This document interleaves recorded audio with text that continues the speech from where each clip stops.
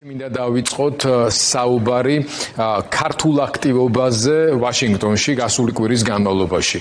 ანუ მოსმენა კონგრესში, მოსმენა ჰელსინკის კომისიაში მნიშვნელოვანი იყო, თუმცა ის დაემთხვა ერთ ძალიან ტრაგიკულ და მნიშვნელოვან მოვლენას ამერიკის შეერთებულ შტატებში, როდესაც ახალგაზრდა მემარჯვენე ლიდერი იდეოლოგი შეიძლება ასე დავარქვათ, მოკლეს, მასზე თავდასხმა მოხდა, მკვლელი უკვე დადგენილია, ნაპოვნია, ამ თემას მოდი მოგვიანებით ვისაუბროთ, მაგრამ დაუბრუნდეთ საქართველოსთან დაკავშირებულ განხილვას და ამ განხილვიდან ერთ-ერთი ესეთი მნიშვნელოვანი ფრაზა, რომელიც შემდეგ ინტერპრეტირდა ასევე საქართველოში, უკავშირდება მეგობარი აქტის პერსპექტივას. ამიტომ ალექსანდრე, შევაფასოთ ის, რასაც ჰქონდა ადგილი უკვე ვაშინგტონში, ჰელსინკის კომისიის ამსხდომას, მის მნიშვნელობას, საქართველოს საკითხის აქტუალიზაციას, რამდენად ითარგმნება ეს უკვე თეთრი სახლის ადმინისტრაციის პოლიტიკაში და რა ბედიელის მეგობარი აქტს. მოგესალმებით, მადლობა ამ ჩართვისთვის და ესე იგი დადებითი მოვლენებით დავიწყებ. ჯერ ერთი ეს მოსმენა იყო მნიშვნელოვანი მოსმენა, იმიტომ რომ მაგითი ადასტურებს ეს მოსმენა ადასტურებს, რომ საქართველოს კიდე არის კონგრესის და ზოგადად ამერიკის შეერთებული შტატების დღის წესრიგში. და ჯო უილსონი, კონგრესმენი, რომელიც ნამდვილად საქართველოს ეროვნული გმირის წოდებას ეკუთვნის, არის საქართველოს ყველაზე ძლიერი მეგობარი ამერიკაში და არ დაგვიწევს, რომ ჯო უილსონი არის ასევე რესპუბლიკელი კონგრესმენი, ანუ დონალდ ტრამპის მოკავშირე და მისი ყველაზე დიდი პოზიციის გამავრცელებელი კონგრესში კავკასიის საკითხებში. ეს მოსმენა მნიშვნელოვანი იყო, იმიტომ რომ ეგეთი მოსმენები ხდება, როცა ვიცით დადასტურებით, რომ ამერიკის და რომელიმე სხვა ქვეყნის შორის არის დადასტურებული კრიზისი, ეს უკვე აღიარებული არის ამერიკაში, რომ საქართველოს და ამერიკის შორის ურთიერთობა, დიპლომატიური ურთიერთობა აღარ არსებობს და საქართველოს არის აღიარებული როგორც ავტორიტარული ქვეყანა. ეს დადებითი ვამბობ, იმიტომ რომ ეს აღიარება არის ძალიან მნიშვნელოვანი. რაც მომდა დადებითი მოვლენა არ არის საქართველოს ავტორიტარული რეჟიმი გახდა. ეს ერთი, მაგრამ მეორე მხრივ და ეგ უფრო მნიშვნელოვანი არის, უნდა ვთქვა, ჩვენ ქართველებს გვაქვს პრობლემა, რომ ვაღიაროთ რა არის ჩვენი შემდეგი ნაბიჯები. ეს მოსმენა იყო მხოლოდ ერთი მოსმენა. მოსმენებით არც რევოლუციები არ ტარდება, არც მთავრობების ცვლილება, არც არჩევნები არ იმარჯვება და ესე შემდეგ.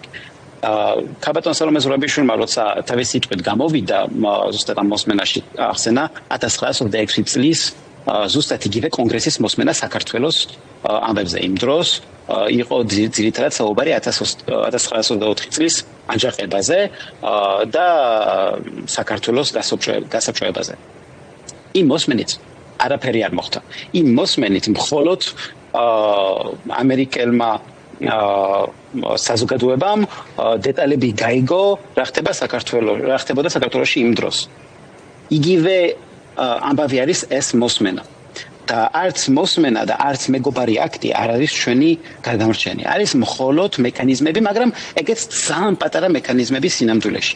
მეგობარი აქტიც არის ძალიან პატარა მექანიზმი და ბერკეტი რეალურ დღევანდელ პოლიტიკურ სიტუაციაში. ეგ უკვე 9 თვეა, რომ ამ შეცდომას ვუშვებთ, რომ მთელი ჩვენი მესიჯინგი არის მეგობარი აქტზე აგებული. როცა დღევანდელი ამერიკა ტრამპის დროს სულ სხვანაირი ამერიკა არის. არ არსებობს, რომ კონგრესი დაადგინოს ტრამპის ადმინისტრაციისთვის საგარეო პოლიტიკის პრიორიტეტები. მაგიტომ მეგობარი აქტს შანსი არ აქვს და შანსი არ ქონდა, მანამ სანამ არ დავიწყებთ ნამდვილ ლაპარაკს ნამდვილ ადამიანებთან, ვინც ტრამპის ყურში შეუძლიათ რაღაცეების თქვა. და რატო ბოდიში ერთ წინადადების დავამატებ და მოვჭები, რატო ვამბობ მაგას, იმიტომ რომ ქართული ოცნებიდან ეგეთი პიროვნებების გზით, როგორც არის მაგალითად მარიამ ლაშხი და ეგეთი ადამიანები და ახლა ძალიან გამჭვირვალედ ვამბობ მაგას, ვიცი რომ ცდილობენ, ვერ ახერხებენ, მაგრამ ცდილობენ, რომ მაგალითად ფული გადაუხალდონ სხვადასხვა აი ეგრეთ წოდებული მაგა, რაც არის ტრამპის მოძრაობის დაკავშირებულ ინფლუენსერებთან რაღაცები ინტერვიუს აკეთებენ და ესე შემდეგ იმისათვის, რომ ტრამპთან მიახლოვდნენ. ჩვენ მაგას არ ვაკეთებთ და დროა ცოტა გადაგვიწევთ. მოდი დავაზუსტოთ რამდენიმე დეტალი, რომელიც ალექსანდრე თქვენ ფაქტად წარმოადგენთ, მე კიდე მგონია რომ ოდნავ გაზვიადებული, ახლა უკვე მეორე მხრივ. გარკვეული ასე თქვათ, შეგეკამათებით, მოდი ასე თქვათ, უფრო საინტერესო იქნება. რა თქმა უნდა, პარალელი შემთხვევით სალომე ზურაბიშვილის 1928 წლის კონგრესში საქართველოსთან დაკავშირებულ განხილვასთან შემთხვევით მას არ მოუყვანია. თქვენც კარგია რომ ახსენეთ, იმიტომ რომ იმ მოსმენის შემდეგ საქართველოს კიდევ ლამის 70 წელი საბჭოთა იმპერიაში იყო და უამრავი განსაცდელი გამოიარა. თუმცა დღევანდელი სურათი, დღევანდელი გარემოებები, როგორც ქვეყნის სახელმწიფოსი, რა თქმა უნდა, განსხვავდება იმ დროინდელისგან, ბოლოს და ბოლოს მაშინ 3 წლიანი სახელმწიფოებრიობის ნაცვლად ახლა გვაქვს 34 წლიანი სახელმწიფოებრიობა, ჩამოყალიბებული ურთიერთობები მათ შორის ამერიკის შეერთებულ შტატებთან, მაშინ ამერიკისთვის საქართველოს როგორც ქვეყანა და სახელმწიფო აბსოლუტურად უცნობი რამ და ვინმე იყო. ახლაც ახლა მთელი ამერიკა ნამდვილად არ იცნობს საქართველოს როგორც სახელმწიფოს, მაგრამ ამერიკული პოლიტიკური ელიტისთვის, სახელმწიფო ინსტიტუტებისთვის სრულიად განსაზღვრული პოლიტიკის და გამოცდილების ქვეყანა არის ეს და ბოლოს და ბოლოს სტრატეგიული პარტნიორობის ქარტის ხელმომწერი ქვეყნები ვიყავით, ერთად ვიბრძოდით და ასე შემდეგ. სურათი ამ მხრივ, რა თქმა უნდა, არის განსხვავებული, თუმცა აი მეგობარი აქთან დაკავშირებით რაღაც განსაკუთრებული იმედების დამყარება შეიძლება მართლა საჭირო არ იყო. უბრალოდ დავაზუსტოთ ერთი რამ, რომ მეგობარი აქ თავისი შინაარსით, თავისთავად როგორც განაცხადი, როგორც ორპარტიული შეთანხმების საგანი, მათ შორის რესპუბლიკელების მიერ ინიცირებული, ძალიან მნიშვნელოვანი მოვლენა არის და მათ შორის ის, რომ ჯერ კიდევ წინა ადმინისტრაციის მიერ სასანქციო პაკეტში მოქცეული თუნდაც ბიძინა ივანიშვილი, როცა ეს სტატუს-კვო შენარჩუნებულია, ესეც მნიშვნელოვანი სტატუს-კვო არის, თუმცა წინ არ წასულა ამ მხრივ საქმე, ანუ არ გამკაცრებულა, მაგრამ ურთიერთობები ძალიან დაიძაბა, განსაკუთრებით მას შემდეგ, რაც უშუალოდ ტრამპის წარმოგზავნილს არ შეხვდა ივანიშვილი და არც წერილი მიიღო და აქედანაც ისეთ შეურაცხყოფელი შინაარსის წერილები გაიგზავნა, როგორც კობახიძის, ასევე ყაველაშვილის მხრიდან და ახლა უკვე ტრამპი დადანაშაულდა Deep State-ობაში, შეუძლებელია ამან გავლენა არ მოახდინოს თეთრი სახლის ადმინისტრაციის პოლიტიკის ფორმირებაზე. როცა თქვენ საუბრობთ იმაზე, რომ განსხვავებული ნაბიჯებიც არის საჭირო უკვე ოპოზიციის მხრიდან, აი რა უნდა გააკეთონ, როგორც ფორმით, ასევე შინაარსით იმისთვის, რომ ეს პროცესი გადავიდეს რაღაც შემდეგ ეტაპზე. ესე იგი, საქართველოს გვაქვს, ახლა ძალიან საინტერესო მაგალითი არის საქართველოს გარდა ბელარუსი, ხო? ახლა ვერავინ მეტყვის, რომ ბელარუსი უფრო დემოკრატიული იყო საქართველოსზე, საქართველოსთან შედარებით, რამდენიმე წლის წინ, ხო? ბელარუსი სულ იყო, ანუ 1994 წლიდან რაც ლუკაშენკო მოვიდა ხელისუფლებაში, დიქტატორი არის და როგორ მოხდა ახლა, რომ ლუკაშენკომ გაათავისუფლა პოლიტპატიმრები, 52 ადამიანი გაათავისუფლა, მათ შორის ციხანუსკაიას, სვეტლანა ციხანუსკაიას, ანუ მთავარი ოპონენტის ქმარის გაათავისუფლა, ახლა და ჩვენ ვერ მივახციეთ ელემენტარული ეგეთი რაღაცა იგივე ნაბიჯების გავლა, ხო? ანუ სადღაც შანს, რომ სხვებს შეუძლიათ სტრატეგიის დაწესება, მაგალითად ზუსტად ბელარუსის ოპოზიცია და ჩვენ მხოლოდ იგივე წრეში ვტრიალებთ და რატო ბევრი მიზნები არის, ხო? ნუ ალბათ შეიძლება არის იმიტომ, რომ ახლა ძალიან ფსიქოლოგიური ისრმესეული არ არის საჭირო, მაგრამ ნუ 13 წელია რომ ერთი და იგივე ოპოზიცია არის და ერთი და იგივე პოლიტიკოსები არის და ვინც დღემდე ვერ მიაღწიეს რაღაცის ცვლილება, ხვალაც ვერ მიაღწევენ და ეს ბუნებრივი არის და ადგილიც არ არის ამ პოლიტიკურ რეალობაში, რომ ახალი თაობა და ახალი ლიდერები მოვიდნენ ცოტა განსხვავებული ხედვებით, ხო? და ასევე გვაქვს სხვადასხვა მაგალითები ნეპალში როგორ მიაღწიეს, ხო? და ამ ყველაფერს ხედავთ, ნეპალში სწორედ პოლიტიკური შემადგენელი არ იყო ალექსანდრე, იქ სწორედ ოპოზიციის სისუსტემ ერთის მხრივ და მეორეს მხრივ ადგილობრივი რეჟიმის მიერ გადადგმულმა ნაბიჯებმა აავსო ის მოთმინების ფიალა, რომელიც გადმოიღვარა საკმაოდ უხეშადაც და ჩვენ ვნახეთ, როგორც კადრები ვნახეთ უკვე შედეგები, რომელიც ამას მოყვა, თუმცა შედეგი არის საბოლოო ჯამში ის, რომ ეროვნული თანხმობის მთავრობის ფორმირება მიმდინარეობს, დაინიშნა ახალი არჩევნები განვითარებები და დემოკრატიზაციის პროცესი, ასე ვთქვათ, დადგა რაღაც გარკვეულ რელსებზე.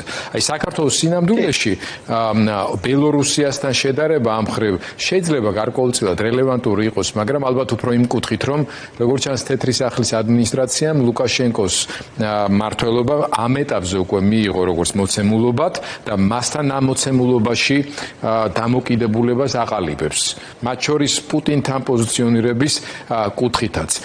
საქართველოსთან მიმართებაში ლუკაშენკოს შედარებაც არ შეიძლება, იმიტომ რომ მიუხედავად იმისა, რომ ის მთლიანად არის ჩამოკიდებული, ასე ვთქვათ, რუსეთზე, ისე დადგა საკითხი ბოლო წლების განმავლობაში, აქ ადგილზე როგორც ჩანს ჯერ კიდევ ან არის ინერცია იმისა, რომ არსებობს რაღაც რესურსები, რომ ქვეყანა მეტნაკლებად დემოკრატიული განვითარების და ტრანსფორმაციის გზას დაუბრუნდეს პოლიტიკური კონსულტაციების მეთოდით, ან ეგუებიან იმას, რომ საქართველო იქცა უკვე, ასე ვთქვათ, სრულად რუსული გავლენების ქვეყნად და ამის მიხედვით აყალიბებენ გარკვეულ პოლიტიკას. აი ჩვენთვის რა იქნებოდა ყველაზე სწორი თეთრი სახლის სახელმწიფო დეპარტამენტის მიდგომების ფორმირებაში, მით უმეტეს, როცა ახალი ერთში საქართველოში თეთრ სახლს არ დაუნიშნია.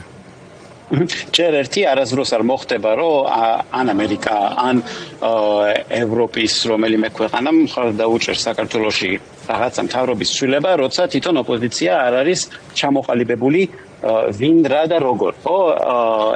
ეგ არის ძალიან ელემენტარული. არავის არ უნდა ეგეთი ქაოსი, რაც შეიძლება რაც მომხდარა სხვადასხვა ქვეყნებში, როცა დალაგებული სისტემა არ არის. საქართველოში იდე ერთმანეთის ჭამაში ვართ დაკავებული და ეგ კარგად ხედავენ, არავის არ ეგონოსო არავინ არ ხედავს მაგას უცხოეთში, ყველა კარგად ხედავს და მაგიტომაც ცოტა რთულია მაგას ამ ყველაფერზე საუბარი. ანუ ეს ნაწილი რო შევაჯამოთ, ალექსანდრე, თუ გავიგე, სტრატეგიულ საკითხებში ოპოზიციის კოორდინაციის მაღალი ხარისხი არის მოლოდინი და მოთხოვნაც, რომელიც მათ შორის დასავლეთიდან და შეერთებული შტატებიდან პოლიტიკის ფორმირებას განაპირობებს. აი როცა ვინმე ოპოზიციის პოლიტიკოსი დადის საზღვარგარეთ და ელაპარაკება იქაურ პოლიტიკოსებს, არ არის სწორი ეგეთი ფორმატები, რომ და გარეტოვებენ სხვა პარტიების წარმომადგენლებს. როცა მაგალითად სალომე ზურაბიშვილი მიდის სადმე ყველა პარტიიდან უნდა წაიყვანოს წარმომადგენლები, როცა ეს ჩემი პარტიიდან NMS-გან სადღაც მივდივართ, მაგალითად ამერიკაში ჩავდივართ და ვიღაცებს ველაპარაკებით, ყველა ერთად უნდა წავიდეთ. ეგ უკვე ერთი წელზე მეტია მაგაზე რაღაცა ჯგუფი ოპოზიციაში მაგაზე საუბრობს, მაგრამ სადღაც იჭედება ეს ყველაფერი. და სანამ ამ ეგოებს და ამ ყველაფერს თავს არ დავანებებ და ვისწავლით, რომ ჩვენს გარდა ვერავინ ვერ შეცვლის ამ ყველაფერს, მარტო ჩვენ შეგვიძლია ყველაფრის შეცვლა და სხვის იმედი არ უნდა ვიყოთ, ვერაფერი ვერ მოხდება. დასავლეთი არ ჩადის და ეს არ უნდა ჩავიდეთ ამ რუსულ პროპაგანდაში, რომ დასავლეთში უძლია ეგრე მარიონეტებივით რაღაცების ცვლილება. არ შეუძლია. კი, დასავლეთს არ შეუძლია, მაგრამ საჭიროების შემთხვევაში მათ შეუძლიათ საკმაოდ მწვავე დატკინონ იმ ადამიანებს სუბიექტურად, ასე ვთქვათ, თავიანთი რესურსების გათვალისწინებით, სანქციები არის ეს თუ სხვა. ხო, კი ბატონო და სანამ დაგემშვიდობებით ის რაზეც ახლა თქვენ ისაუბრეთ, ამ კონტექსტში რა მნიშვნელობა აქვს თქვენი ხედვით 4 ოქტომბერს სხვადასხვა პლასტის გათვალისწინებით? რა თქმა უნდა, ახლა ყველა აკვირდება 4 ოქტომბერს რა მოხდება, მაგრამ არა საარჩევნო კუთხით, არამედ უფრო ოპოზიციის რეაგირება რა იქნება, მით უმეტეს ხაბეიშვილის დაკავების შემდეგ, როგორ შეუძლია ახლა ოპოზიცია უპასუხოს 4 ოქტომბერს, მაგრამ ისიც ცოტა გაურკვევლობა არის და კითხვები მომისმენია მაგაზე, რომ ვიცით რომ გაყალბება ეს არჩევნები.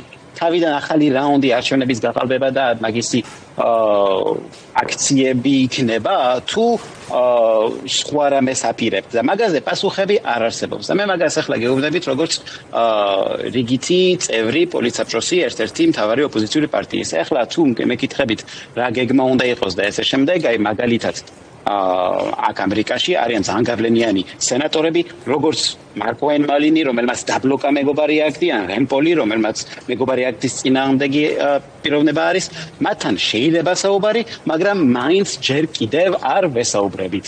რაღაცა გვაქვს, აი რაღაცა ავწევს რაღაცა ინერციას. გასაგებია მადლობა ალექსანდრე უბრალოდ რომ ამოგვეწურა დროების ეთერის ჩვენ ვიცით რომ მათ შორის ერთიანი ნაციონალური მოძრაობის დელეგაციის სტუმრობა იგეგმება უკვე მომავალ კვირას ვაშინგტონში და მათ შორის ნაწილობრივ იმ რჩევებსა და მოთხოვნებს რაზეც თქვენ საუბრობდით ამ დელეგაციის სტუმრობაც ალბათ უპასუხებს მათ შორის ამ სენატორებსაც გაესაუბრებიან ალბათ დარწმუნებული ვარ ამის მცდელობა ექნებათ მადლობა ძალიან დიდი ალექსანდრე კრევო ასათიანი გვერდებოდა ჩვენ ვაშინგტონიდან